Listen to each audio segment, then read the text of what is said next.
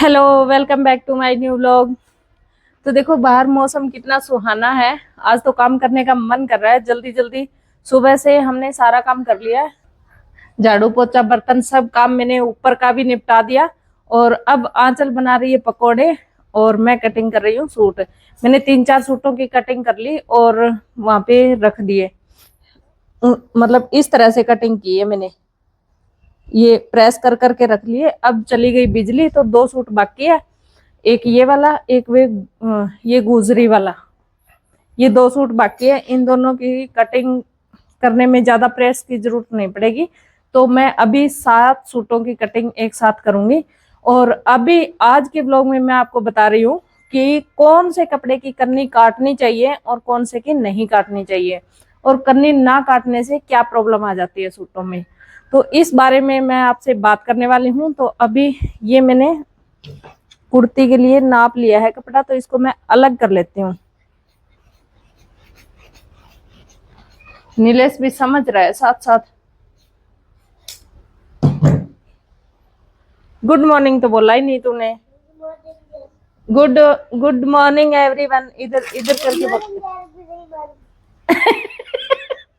क्या बोला, दोबारा बोलना। Good morning everyone.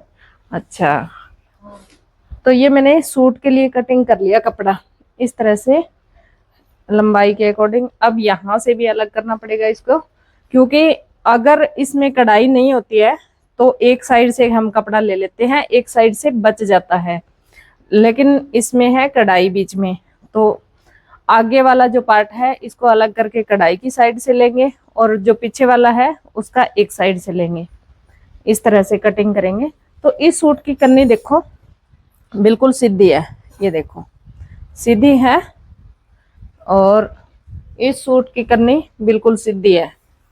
ये जो इस टाइप के कपड़े होते हैं ना, जिसके कन्नी पे ये कैमरिक कॉटन बोलते हैं इसको, इस टाइप के जो कपड़े होते हैं इनकी कन्नी नहीं उतारनी होती। अगर किसी की सलवार में ये कन्नी आ रही है तो इसको थोड़ा ज्यादा दबा दो, चाहे चाहे इसको कटिंग कर सकते हो, लेकिन इससे कोई प्रॉब्लम नहीं आएगी अगर नहीं कटिंग करेंगे तो। और ये जो सूट है इसकी कन्नी कटिंग करनी पड़ती है धोने के बाद। ये थोड़ा सा श्रिंक हो जाता है धोने के बाद, और इसकी कन्नी थोड़ी खींची खींची सी लगती है, ऐसे जैसे इकट्ठी हो रखी है, ऐसे झोल आ जाता है। जैसे कि मैं आपको दिखाऊं दूसरे कपड़े में,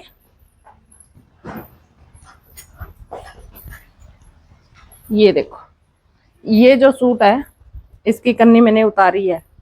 इसकी कन्नी धोने के बाद ये इकट्ठी हो जाती है, कपड़े को इकट्ठा कर लेती है। इस तरह की कन्नी को उतारना पड़ता है। और ये देखो इतने सारे मैंने सूट ये प्रेस करके रखे हैं, तो इसकी कन्नी नहीं उतारी है मैंने। यहाँ पे थोड़ी थोड़ी इकट्ठी हो रखी है, लेकिन ये तो साइड कटिंग में आ जाएगा। मैंने ये फालतू लिया है, थोड़ा कुर्ती की कटिंग करनी है। अगर सलवार की स्टिचिंग इसमें करनी है तो इसकी कन्नी उतारनी पड़ेगी, नहीं तो सलवार पीछे से ऊपर उठ जाएगी। और इसके अलावा ये देखो इसकी भी मैंने कन्नी उतार दी, ये मैंने अभी अभी दिखाया। इसकी कन्नी मैंने नहीं उतारी क्योंकि ये कुर्ती में है, सलवार में होता तो इतना दबाना पड़ता 1.5 इंच। ये कुर्ती में है तो यहाँ चाक मोड़ने में आ जाएगा। इसकी नहीं उतारी, और वैसे भी इसकी श्रिंक नहीं होने वाली है।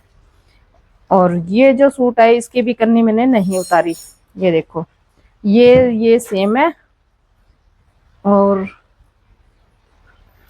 ये जो सूट है इसकी भी नहीं उतारनी करनी, तो देखो कितनी अच्छी करनी है इस सूट की। इसी तरह की है, ये सेम ही कंपनी के सूट है 3, एक येलो वाला, एक ये ग्रीन वाला, और एक एक ये वाला ग्रे कलर वाला। सेम कंपनी के सूट है। इनकी कन्नी बिल्कुल भी इकट्ठी नहीं होती है, धोने के बाद भी नहीं होती है, तो इनकी कन्नी उतारने की जरूरत नहीं पड़ती है। जिसको कैमरिक कॉटन बोलते हैं उसकी कन्नी नहीं उतारनी पड़ती। जो ग्लेस कॉटन टाइप का कपड़ा होता है उसकी उतारनी पड़ती है कन्नी।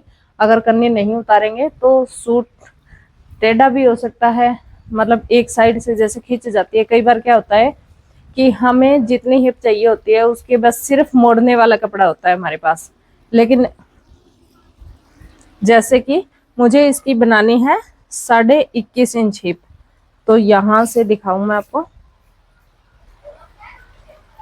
ये देखो 21.5 यहाँ पे आ जाता है, तो इतना सारा कपड़ा होता है।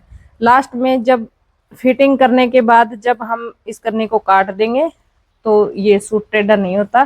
कई बार क्या होता है कि हमें चाहिए होता है 21.5 हिप और हमारे पास कपड़ा इतना ही है 12 इंच, 1.5 इंच, 1.25 इंच मोड़ने के लिए ले लिया, तो उसमें आपको कन्नी नहीं लेनी है, तो आपका सूट टेढ़ा हो सकता है। एक साइड से कन्नी खिंचाव आएगी तो एक साइड से कपड़ा टेढ़ा हो जाएगा आपका। और ये सूट दिखाऊंगा आपको, ये देखो इसकी कन्नी हमें उतारनी पड़ेगी, इसको धोना भी पड़ेगा, इसकी कन्नी भी उतारनी पड़ेगी। देखो इकट्ठी हो रखी है कन्नी, ये देखो इस तरह से इकट्ठी हो जाती है। इसमें एक धागा सा खिंच जाता है, तो ये इकट्ठी होने के कारण सूट को खराब कर सकती है। तो इस टाइप, ये चंदेरी वाला कपड़ा है, इसकी तो उतारनी पड़ती है। और ये जो बनारसी टाइप का है, ये देखो इसकी कन्नी टाइट नहीं होती, इसकी लूज हो जाती है। अगर इसको हम धोएंगे तो ये अंदर से तो टाइट हो जाएगा और इसकी कन्नी लूज हो जाएगी, जैसे कि ऐसे ऐसे झालर बन जाएगी, तो इसकी भी उतारनी पड़ती है। जैसे कि मैंने गाजरी जो सूट है उसकी सलवार कटिंग की थी, कल एक वीडियो बनाया था, तो उसमें मैंने ये कन्नी कटिंग करके दिखाई थी कि सलवार पीछे से किस कारण से उठती है, तो इसमें मैंने कन्नी काट दी थी। ये इस सूट की सलवार है गाजरी वाले की, इसकी तो इसकी हमें कन्नी काटनी पड़ती है। और सूट दिखाऊं तो मैं आपको,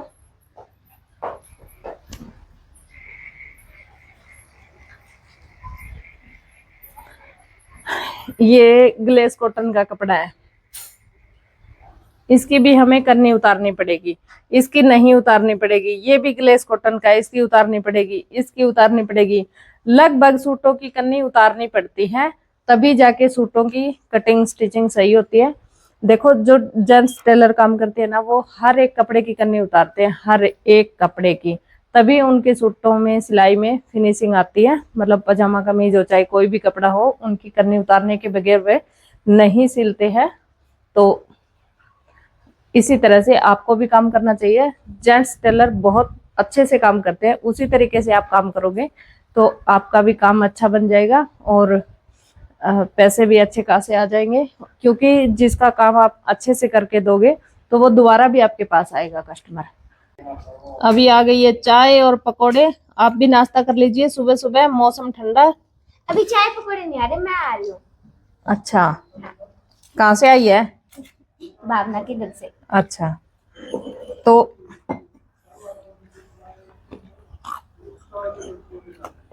इसके अंदर डुबा के खाते हैं। ये देखो, ये चटनी, ये लाल चटनी है, ये हरी चटनी है। कोई चटनी के साथ खा रहा है, कोई चाय के साथ खा रहा है, होते हैं। लेकिन लग रही है टेस्टी। तो आज के व्लॉग में बस इतना ही। व्लॉग पसंद आया तो लाइक कर दीजिए, चैनल पे नया है तो चैनल को सब्सक्राइब जरूर से कर दीजिए। हम मिलते हैं आपसे अगले व्लॉग में। Tata, bye bye.